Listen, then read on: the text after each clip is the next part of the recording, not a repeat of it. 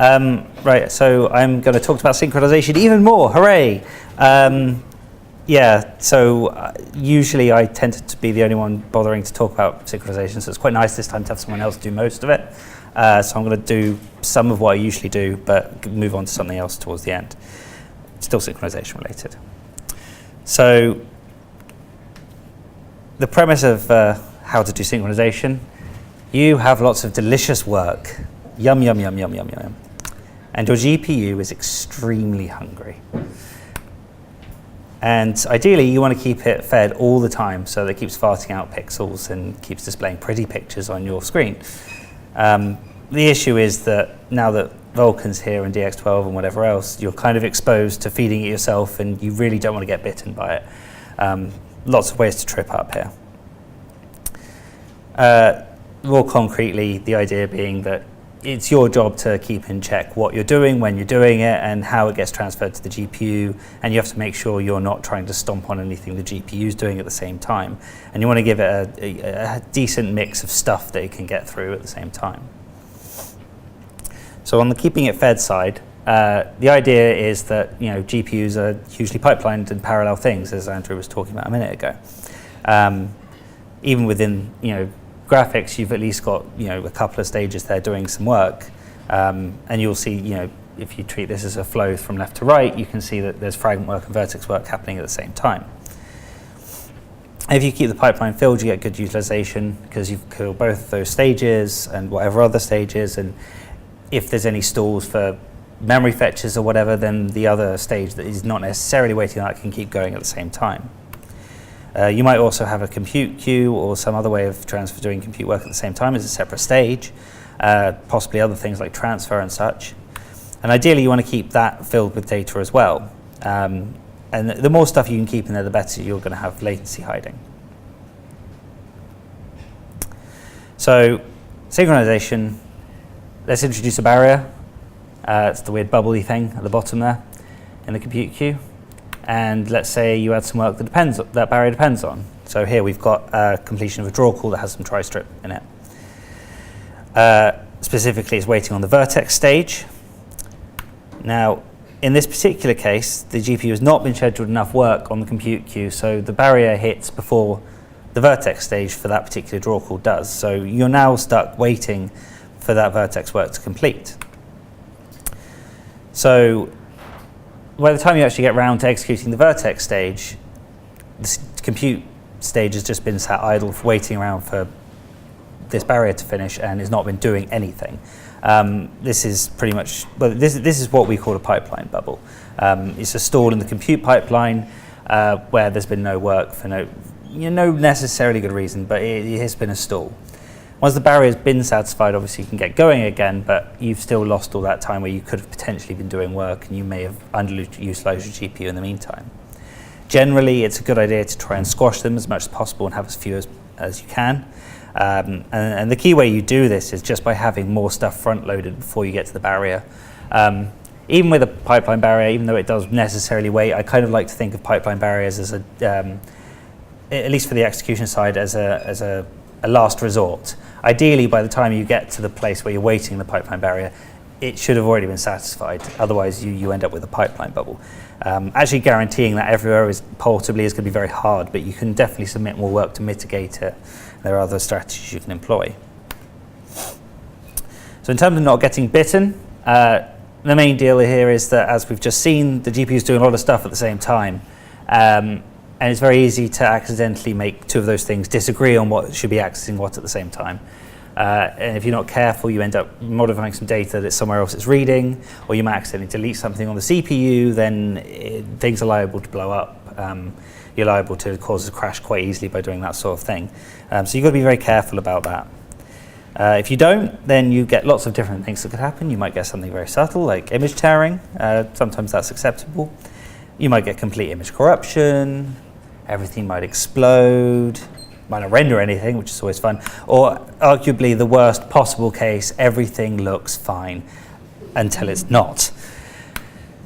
So, it's a tricky thing to do synchronization, particularly in Vulkan. Now you've been given, all of the reins. There's a lot of control in there, but a lot of responsibility as well.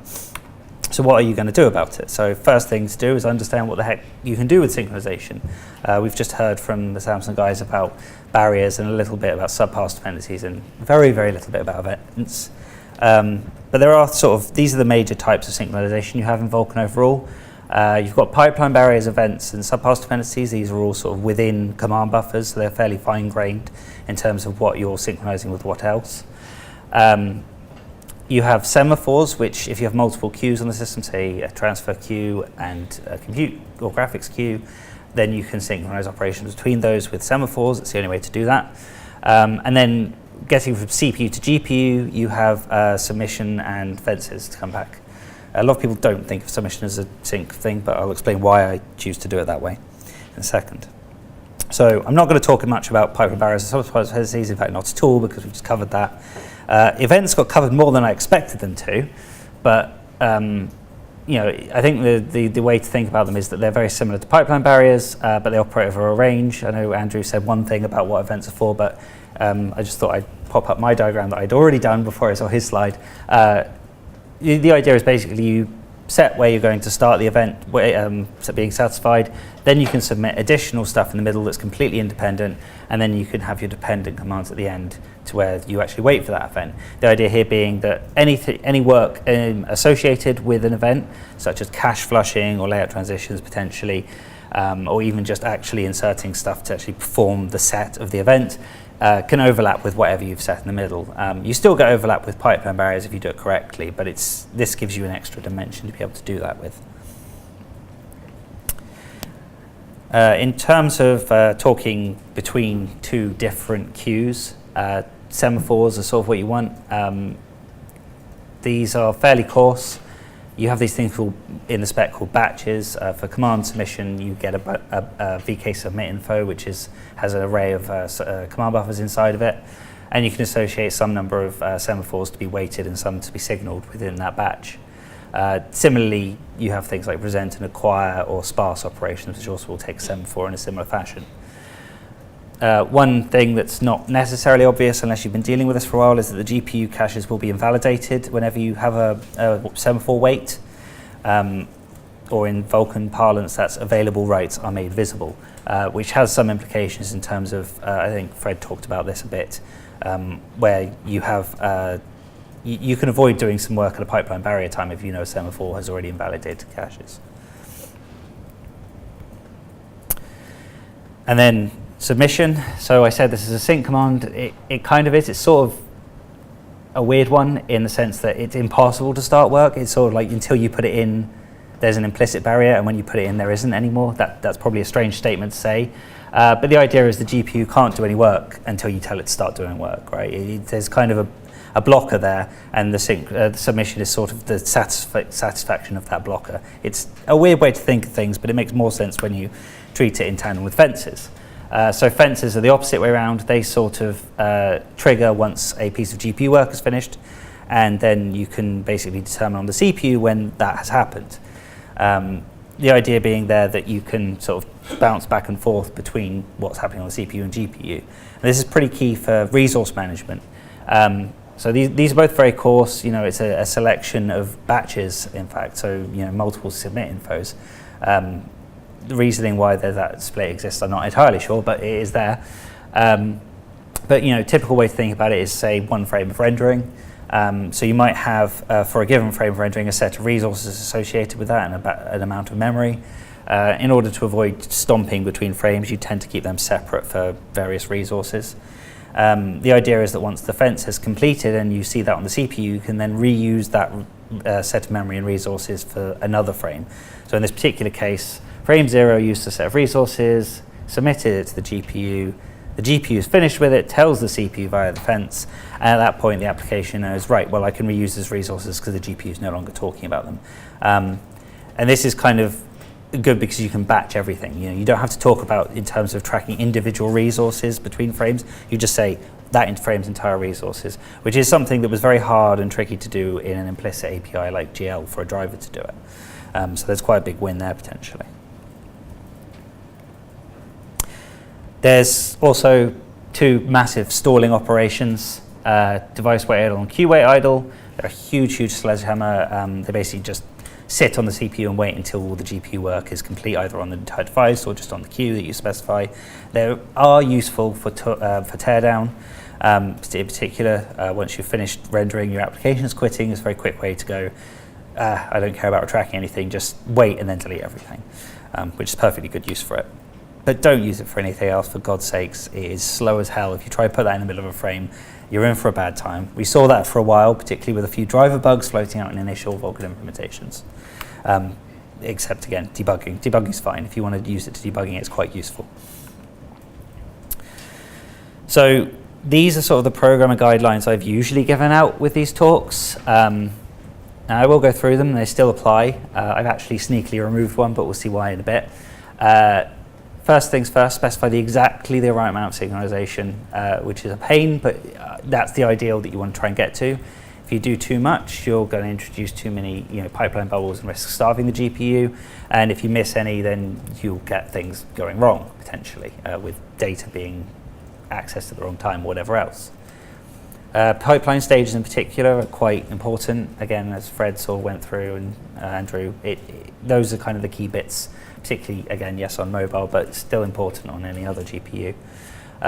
Image layouts as well, again, Fred went through those in terms of compression.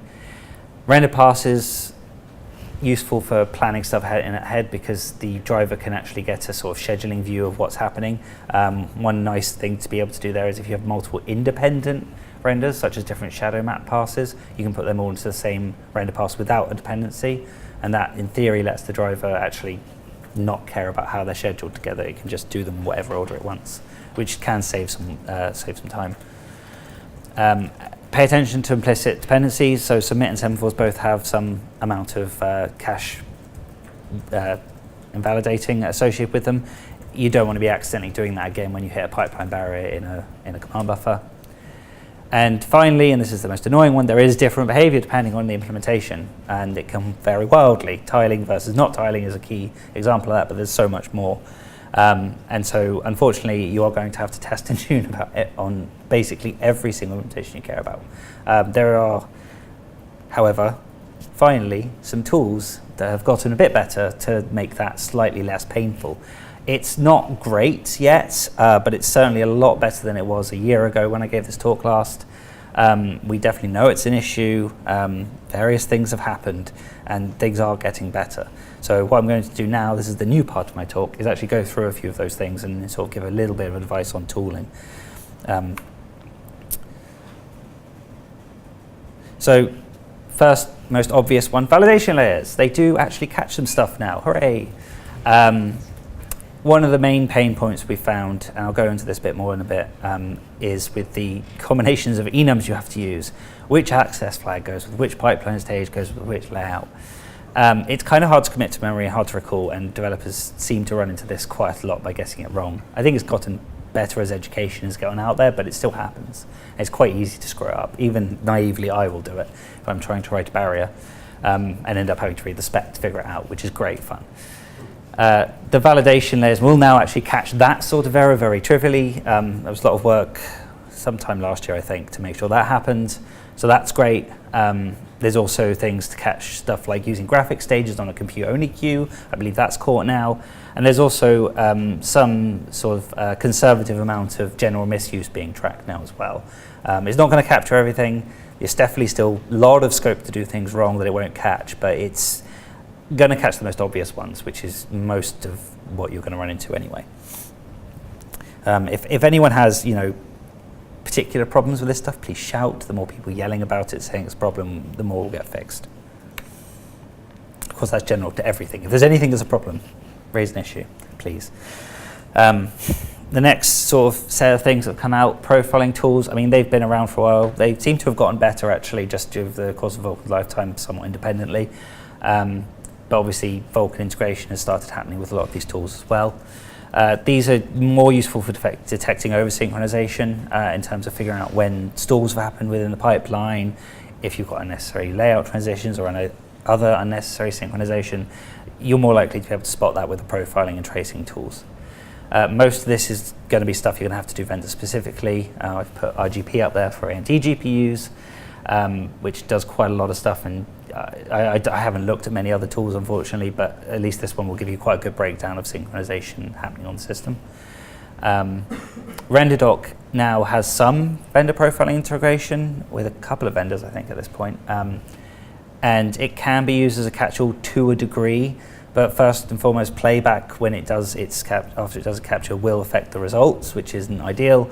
And you still need to run it on each vendor platform to actually see the effect. So it's not necessarily a catch-all, but it can help with some very small class of issues, and you should probably be integrating into your pipeline anyway.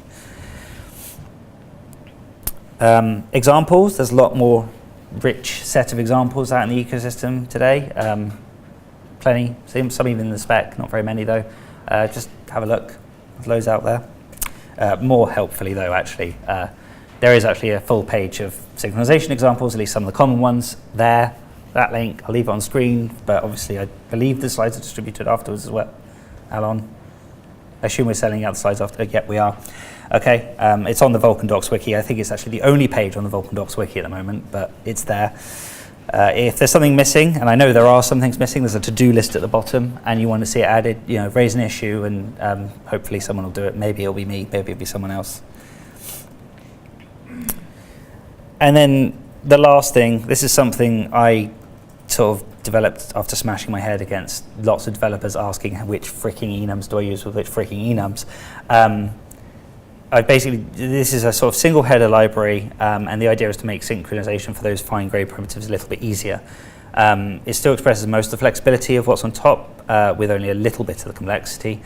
Although mileage may vary, there's still bits that might be missing. Last comment there. Yeah, DX12 developers might be more familiar with the syntax. It sort of has usages instead of actual sets of enums. It's not a one-to-one match with DX12, but it is more similar if you're used to that.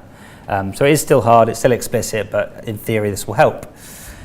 So what actually it does, so I've mentioned before, these three stupid enums, people bang their heads against a lot because they look like this. Huge lists of things, each one has lists of things, and it's invalid to use certain things with certain combinations or nonsensical. So they're all interconnected in non-obvious ways and quite sparsely. And don't forget image layouts as well. It's a friggin' mess. I initially, when I first started looking at synchronization, was like, oh, this is fine, I completely understand this model. And then I started talking to developers about it, and then suddenly realized what sort of horrific pain there was around this. I would say these arrows should actually be correct. There might be a couple missing, but they're correct as far as I know. There shouldn't be a wrong one among them. So the whole point of this single-headed library is just to reduce the complexity, basically. Take those three ridiculous sparse enums and take them into one, which is a lot easier.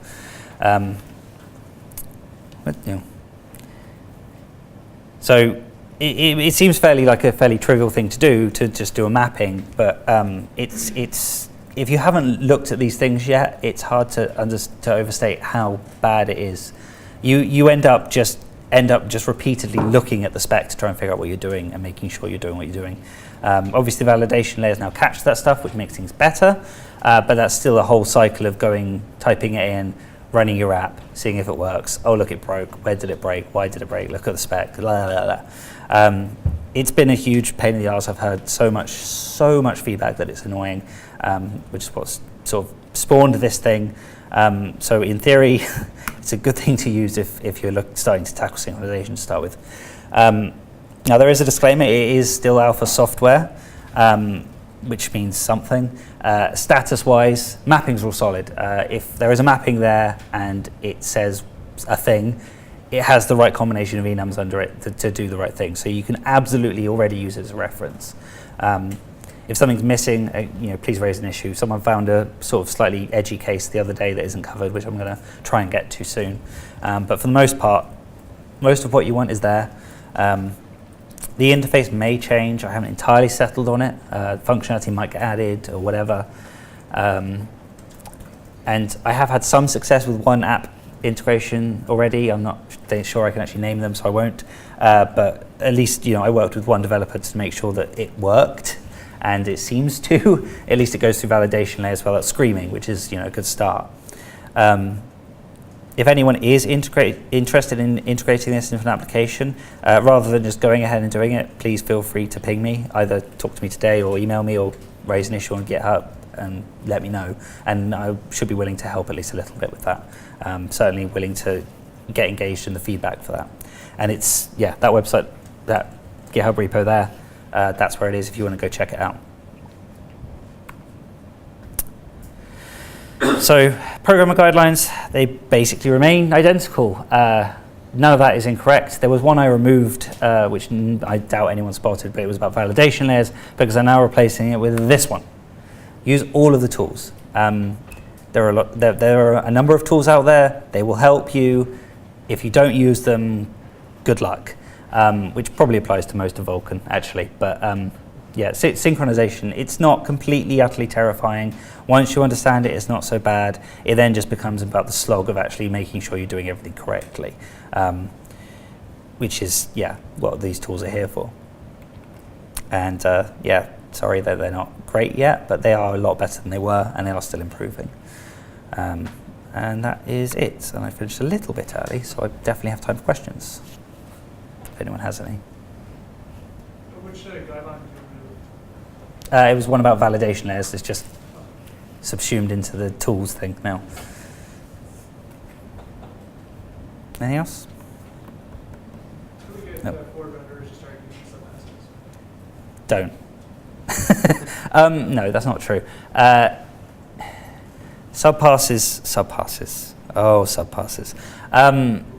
Subpasses are fun in that they were kind of designed. I don't know how much I should go into now. I can rant about them a lot. I will say this. The actual practical use cases of subpasses are limited. The two that I usually recommend that should actually, at least one is kind of the best way to do it, which is for multi-sample resolve. That one just should be an immediate, just do it that way. Any other way is silly. The other one is kind of shoving multiple independent passes into one render pass. The kind of one that we originally touted it for, which was deferred shading, only really works if you're doing a very specific style of deferred shading that no one's really doing anymore, except Valve, I think, are still doing it that way.